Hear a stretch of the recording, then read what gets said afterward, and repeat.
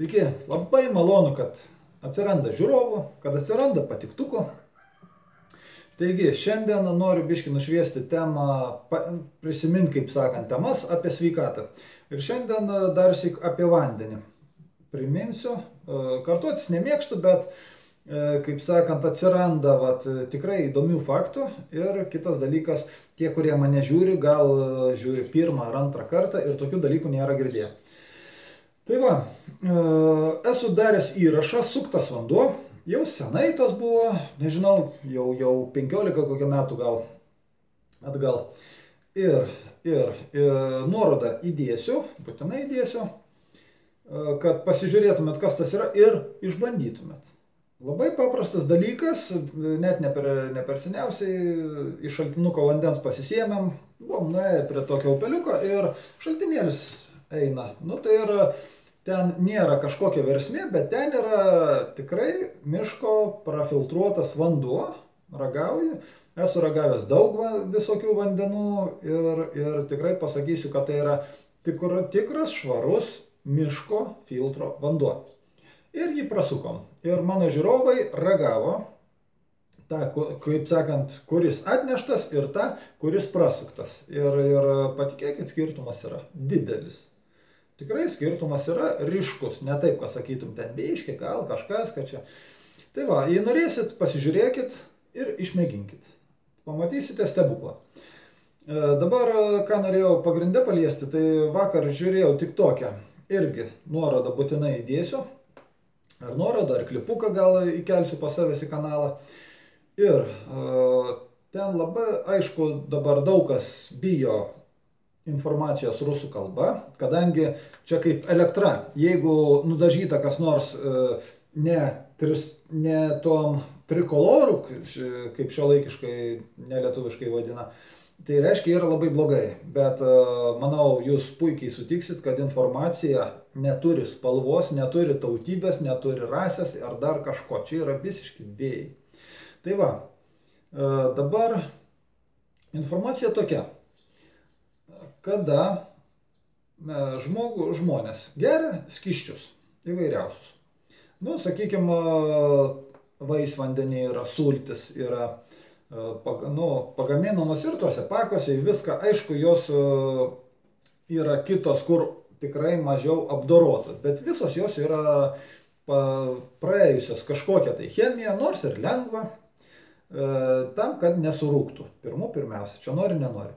Tai va, ir visi skysčiai, limonadai, mineraliniai, įvairiausiai, kad kokie būtų, juose esantis vanduo, jisai yra pagal tą pH vadinamą, jis yra 2 pH, 3 pH, 4 pH, ne aukštesnė.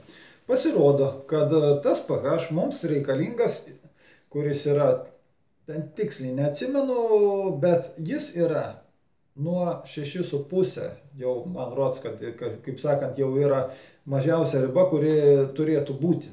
Aš tiksliai pasižiūrėsite įrašiukį. Tai va, ten kiek žiūrėjau, kad nuo 6,5, kiek pamenu, bijau pameluoti, bet ten ar 6,5, ar 6,6, 7 gali būti daugiau, nes jeigu jis yra mažesnis, jis rūgštingumą kitokį turi, ir kas gaunasi kūne. Kūne turi būti tam tikras mineralų skaičius, elementų kažkokių ir taip toliau.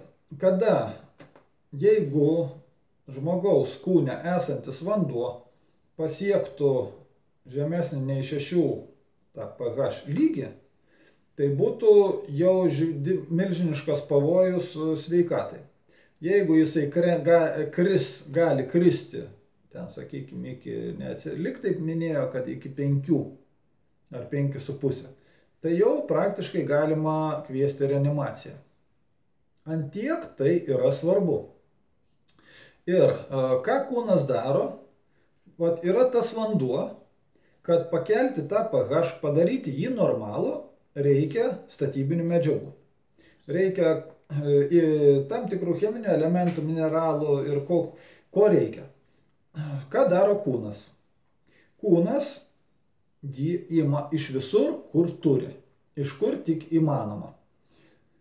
Ir Ir tai atsiliepia kaulams, dantims, sąnariams.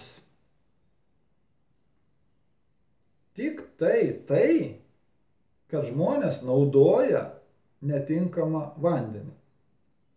Atrodo jo, kas čia, nori atsigerti, atsigeri, nieko nesakau. Ir aš atsigeriu tų sulčių, aišku, irgi labiau stengiasi, visgi skonio receptoriai tai yra.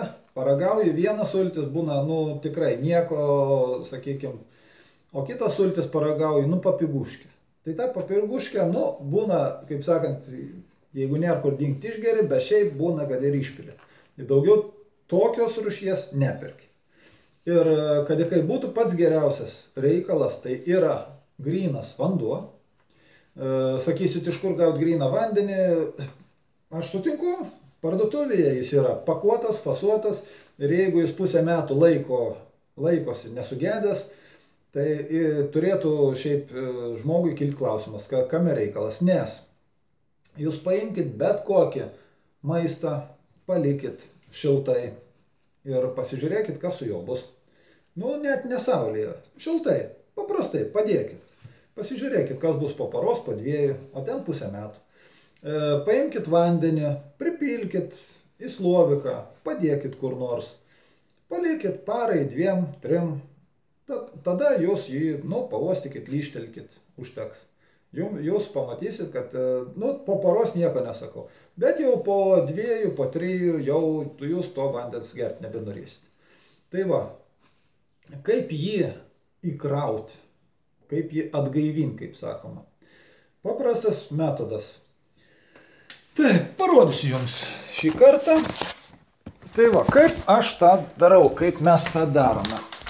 Va, yra kranas, va, yra filtras ir va, yra, ar gal matosi, esu sidabrinė moneta.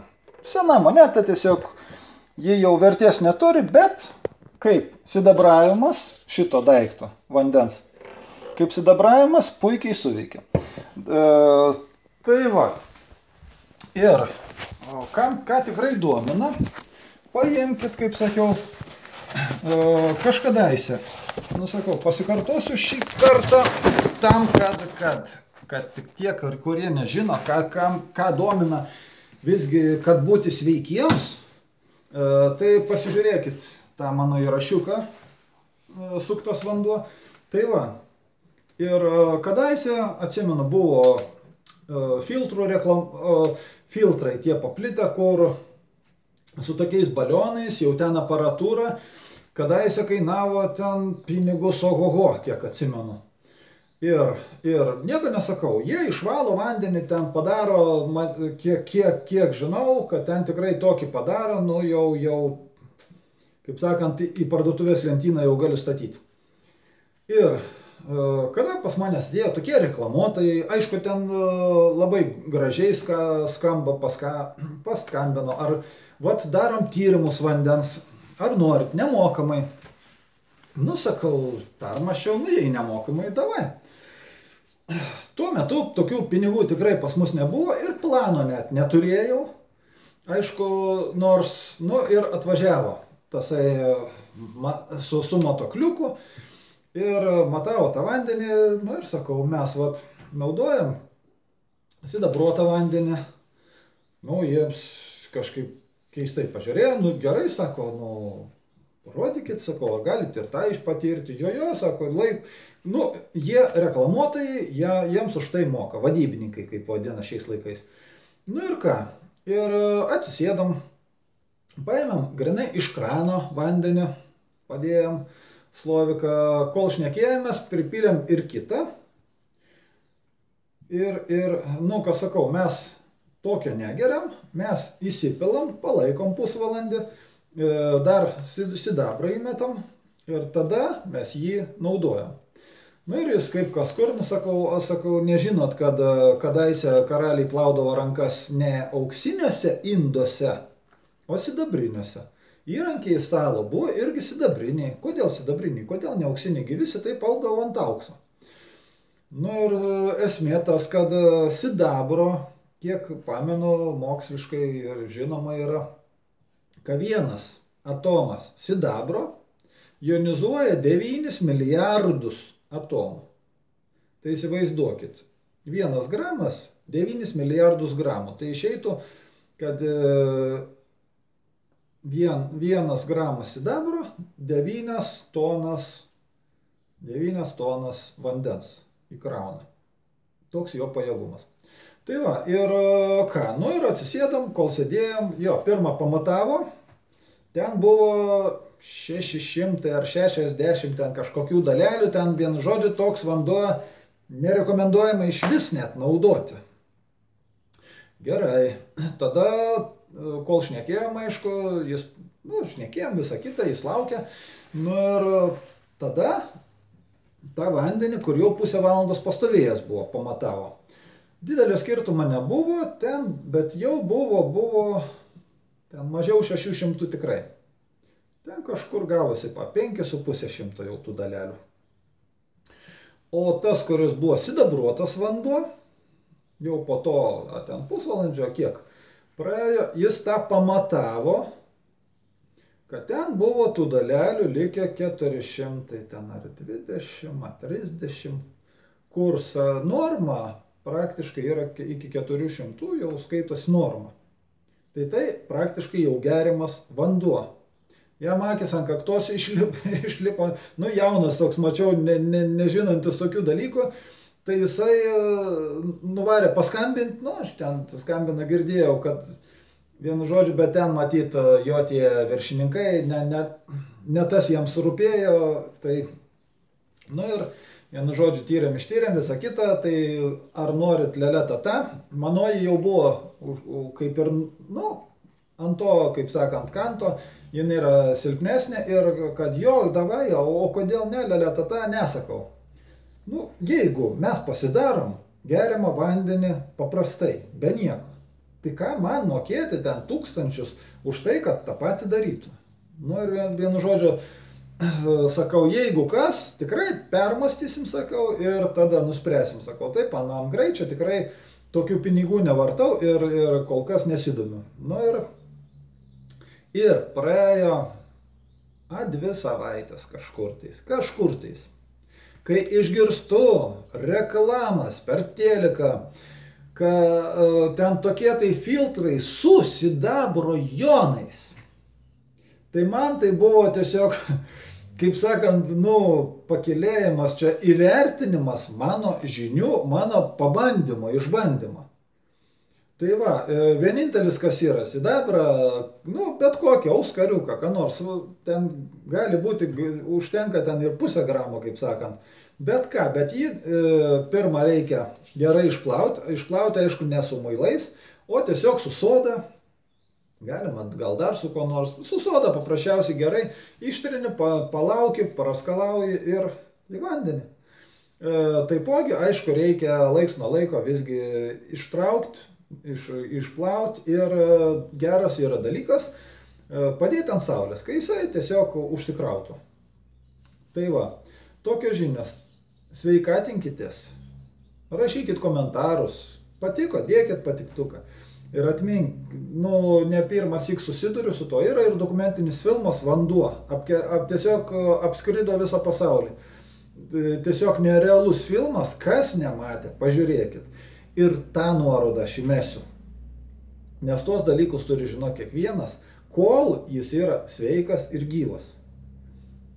Nes kitaip, nu, patys suprantat, be sveikatos kokia laimė gali būti.